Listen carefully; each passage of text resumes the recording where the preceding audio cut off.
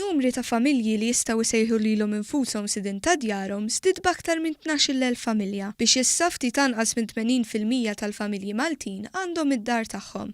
ċifri tal-Uffiċċju Nazzjonali tal-Istatistika juru li tul dawn l-aħħar 5 snin ta' Gvern Laburista, ir-rata ta' persuni li jgħixu mċaħda mill-aktar affarijiet bażiċi kompla dejjem jonqos biex minn numri li jlaħqu l-40,000 issa din iċ-ċifra niżlet għal 11,000.